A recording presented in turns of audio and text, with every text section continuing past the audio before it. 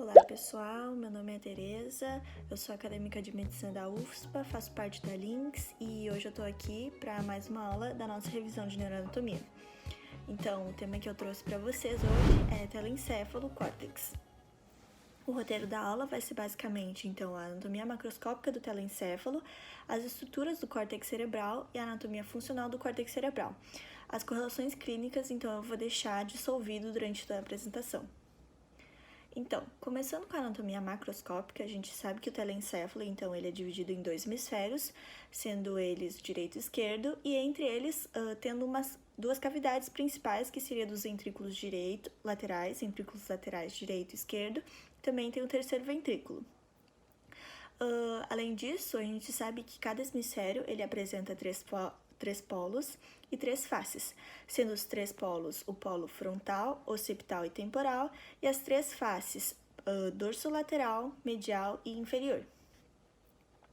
A gente sabe também que vendo todo o telencéfalo, a gente vai enxergar sulcos e giros. O que são sulcos? Sulcos são depressões que vão delimitar os giros, e sulcos eles podem ser constantes ou inconstantes.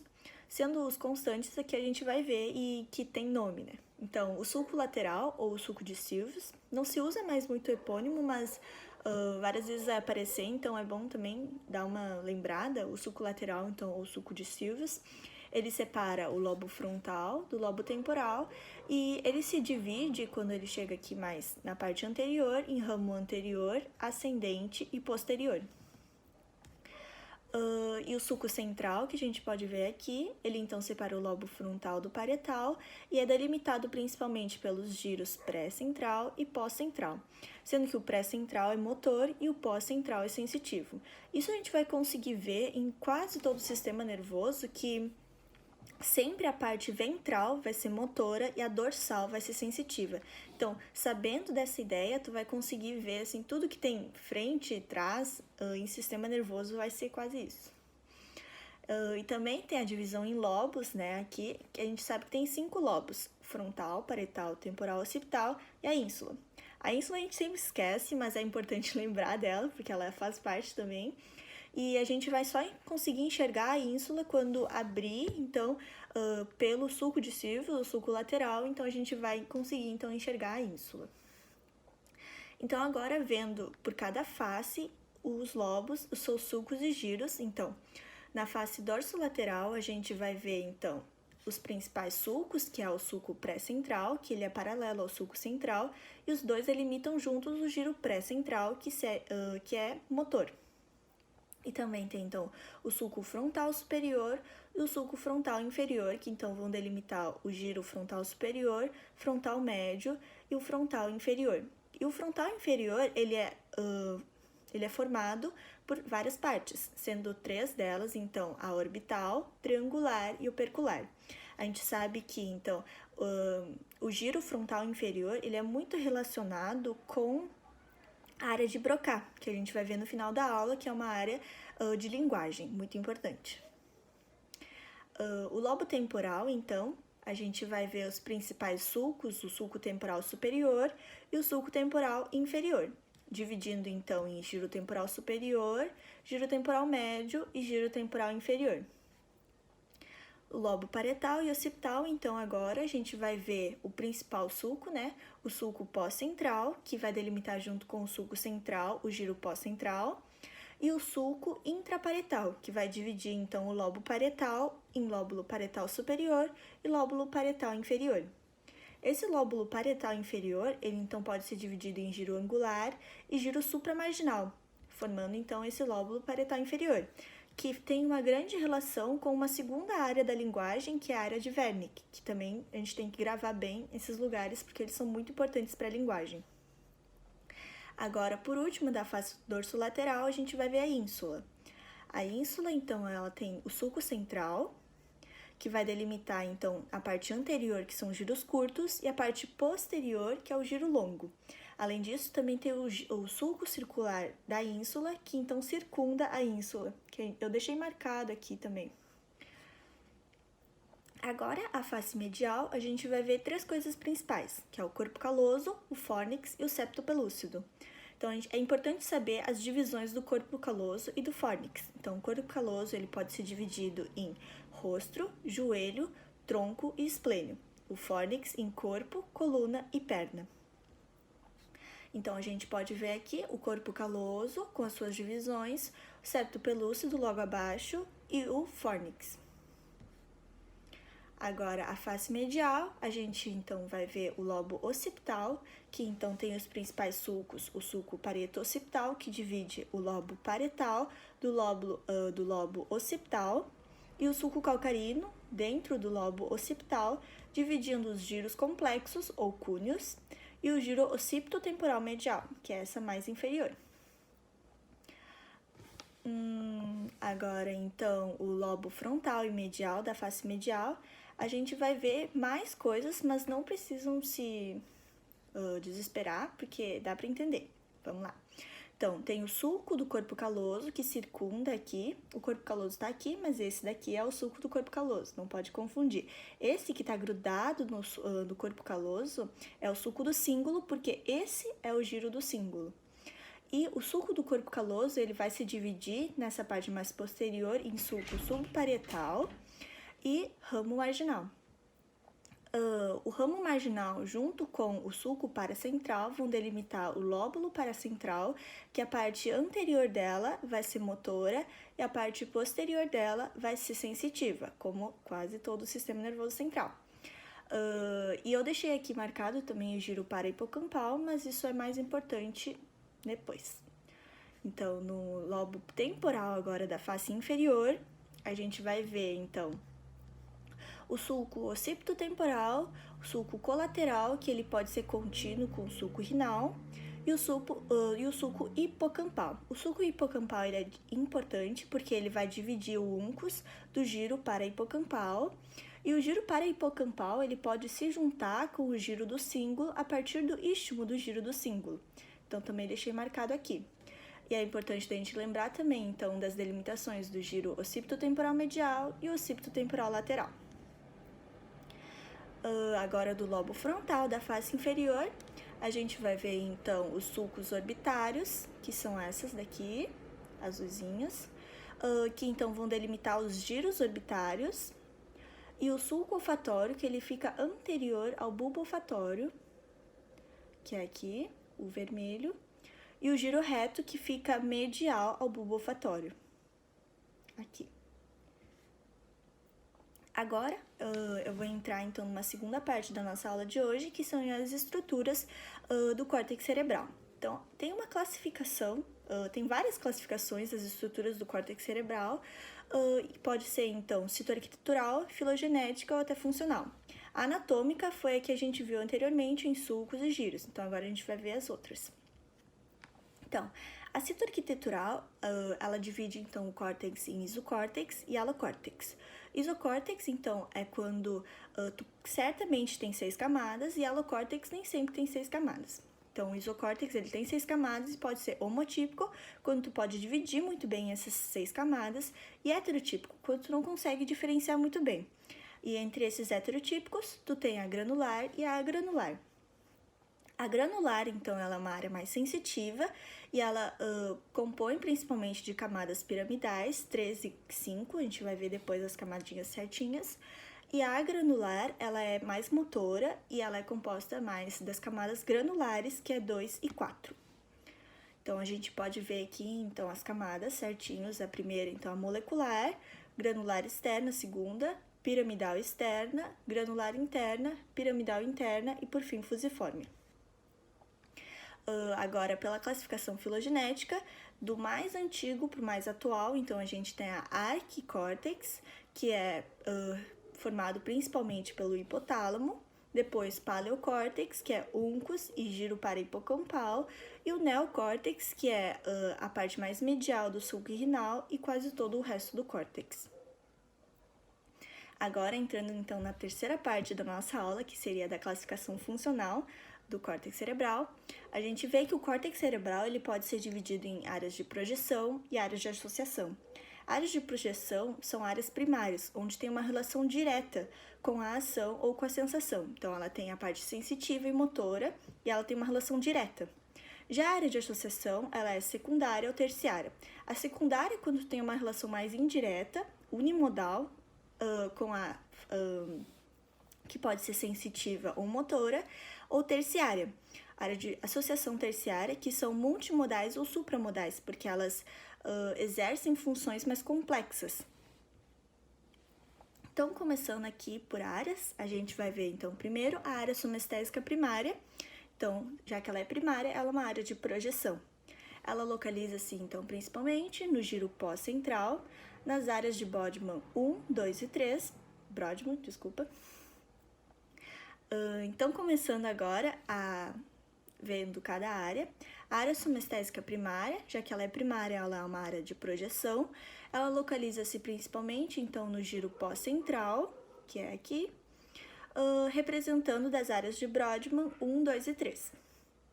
Faz aferência para o tálamo e tem função principal de sensibilidade térmica, dolorosa, pressão, propriocepção consciente da metade oposta do corpo. Então, quando tu tem uma lesão, tu pode perder essas coisas. Mas é importante a gente saber que, como ela faz uma aferência para o tálamo, algumas coisas a gente já pode, já se torna consciente no tálamo, como o tato protopático, a sensibilidade térmica dolorosa. Então, mesmo tu tendo uma lesão dessas áreas, tu pode sentir dor, sentir calor, porque ela já é consciente no tálamo. Isso é importante lembrar.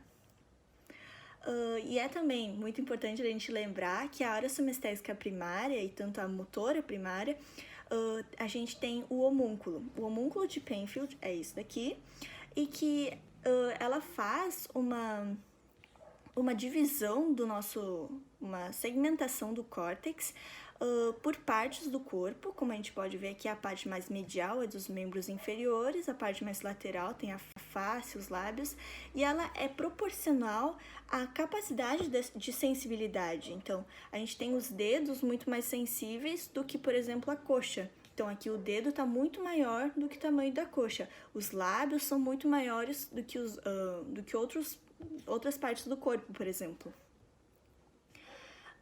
Agora, então, entrando na área somestésica secundária, ela é uma área de associação, porque é secundária. Ela localiza-se principalmente no lobo parietal superior, aqui, nas áreas 5 e 7, e a sua lesão pode levar a uma agnosia. Agnosia tátil é um dos exemplos. Mas o que é uma agnosia? Já que ela é uma área de associação, ela tem uma relação indireta, né? Então, na verdade, a tua sensibilidade, ela tá preservada, só que tu não consegue compreender isso no córtex. Então, tu sente igual, só que tu não entende que tu sente. É mais ou menos isso. Então, a agnosia tátil é quando tu pega um objeto, tu sabe tu tá pegando, tu tá sentindo o objeto, mas tu não sabe descrever, por exemplo, o que é isso que tu tá pegando. Tu tá com um copo na mão, tu não sabe que isso é um copo. Mais ou menos nesse sentido. Agora, a área visual primária, então, ela é uma área de projeção, ela localiza-se principalmente nos lábios do sulco calcarino, são as áreas 17, fazem aferência para o corpo geniculado lateral, aqui a gente tem que lembrar bem qual que é lateral, qual que é medial, porque é fácil confundir, visão é lateral e audição é medial. E ela tem a função principal de sensibilidade visual. A área visual secundária, então, ela é mais interessante, tem mais coisas do que a primária. Ela tem uma área muito maior, então ela ocupa quase todo o lobo temporal e parte do lobo parietal. E ela tem uma via dorsal e uma via ventral. A via dorsal, então, ela fica numa parte mais posterior do lobo parietal e ela é responsável pela percepção do movimento, velocidade, representação espacial. Então, por exemplo, tu pode ter uma lesão da via dorsal e tu não conseguir mais perceber isso. O que eles chamam de acinotopsia, que é, por exemplo, existe um exemplo que diz assim, a pessoa olha para uma cachoeira e as águas estão paradas. Isso é uma acinetopsia. A área secundária visual, então, ela é uma área de associação e ela localiza-se, então, ela tem uma localização e um espaço muito maior do que a área visual primária, né? Dá pra ver aqui que ela, então, ocupa quase todo o lobo temporal, parte do lobo parietal, e ela tem duas vias, uma via dorsal e outra via ventral. A via dorsal, então, ela parte mais posterior do lobo parietal e ela tem função, então, de percepção de movimento, velocidade e representação espacial. Já a ventral, ela faz mais parte, então, das áreas visuais do lobo temporal e ela é responsável pelas percepções de cores, reconhecimento de objetos e faces. Então, o que acontece numa lesão, né? Uma lesão da via ventral, como ela é responsável pela percepção de rosto, de cores, pode acontecer a prosopagnosia, que é tu não conseguir reconhecer faces. Daí tem aquele exemplo de o marido que não consegue reconhecer a face de sua mulher. E a lesão da via dorsal seria, então, incapacidade de percepção de movimento. Daí tem um exemplo de ver a cachoeira e as águas estarem paradas. Agora, indo, então, para a área auditiva, ela, então, localiza-se no giro temporal transverso anterior, faz aferência para o corpo geniculado medial, então, e tem a função de sensibilidade auditiva. A gente sabe também que numa lesão unilateral do córtex auditivo, tu não vai ter um déficit total, porque as vias não são totalmente cruzadas, então não é que tu perdeu essa área que tu vai perder totalmente, tu vai ter então um déficit auditivo pequeno dos dois lados. Agora, entrando na hora auditiva secundária, ela se localiza, assim, então, no lobo temporal, mas tem uma função um pouco reconhecida.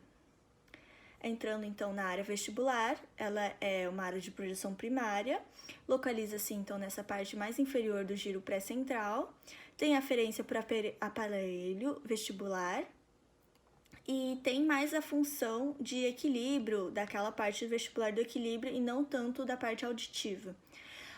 Tem a função, então, de posição, movimento da cabeça, percepção espacial e entre outras.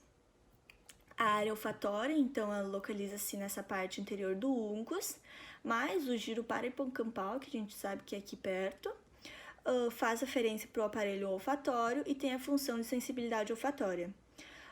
O estímulo dessas áreas olfatórias pode, então, fazer tu sentir cheiros e também uma lesão pode levar a crises uncinadas. É quando, por exemplo, o paciente ele chega e ele relata que ele está sentindo odores, normalmente desagradáveis, mas na verdade ninguém ao seu lado ou nem existe esse tipo de odor, mas ele está sentindo. Isso é chamado de crise ulcinada. A área gustativa primária, então, é uma área de projeção, ela se localiza-se nessa parte posterior da ínsula, faz referência para o aparelho gustativo e tem função de sensibilidade gustativa. A gente sabe que a visão ou o pensamento de alimentos saborosos também podem estimular essa área, que é interessante, né? Porque normalmente quando a gente vê ou pensa, pode também estimular a produção de saliva. Então, pode ser por causa disso.